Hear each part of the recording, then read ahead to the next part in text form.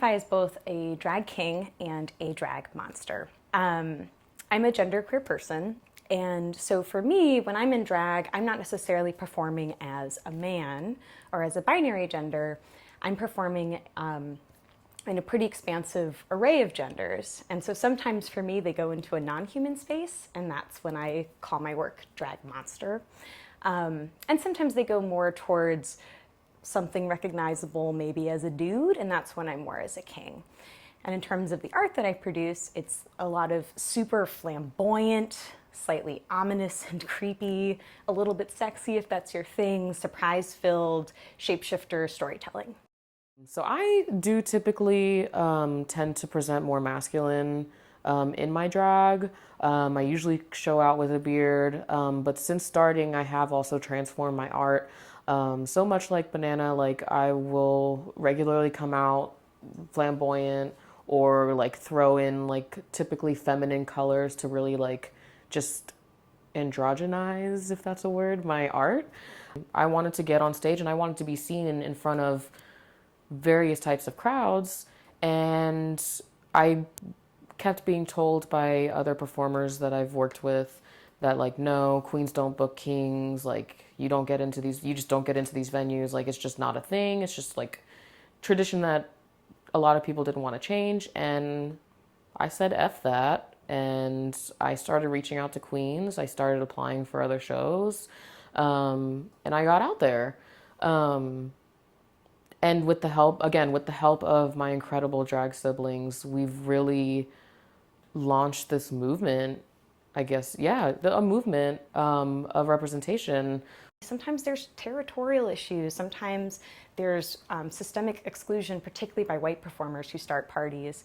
And so I think drag in DC is a really big question because there's many DCs, there are many queer and trans spaces in DC. And so my favorite drag spaces in DC have been in this incredible space of expression and unity where we become like visionary beings beyond what we were before. By literally performing in an art form, we become visionary beings beyond what we were before. And other times, drag in DC is just part of like mundane BS of living in a city. And I love that it can be both. And I think it's important to hold when sometimes it isn't extraordinary, as well as sometimes when it is. I have perfected my craft in my makeup with, specific contour skills that make me look more masculine. Learning how to glue on fake hair onto my face to make a realistic beard. Taking inspiration and a lot of assistance from my burlesque mother, Ophelia Zania Hart, and rhinestoning for hours to elevate my costumes, and then hours of rehearsing. It is an incredible passion, and I get so much joy and have so much fun being on that stage and sharing space with queer, straight, humans of all walks of life, and not only being supported but celebrated. So it does take a lot. It's a lot of hard work, but if you have the dedication and discipline in you to put in that hard work, it's like nothing I've ever experienced in life.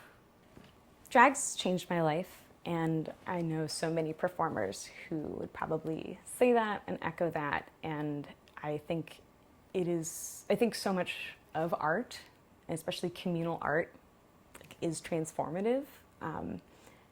And it's just very powerful to be connected to an art form that is evolving so much in the present, but has such a strong connection to trans and queer ancestral roots in so many different experiences. And I love where we are, even if it's hard, and I'm so excited to see where our drag scene is going.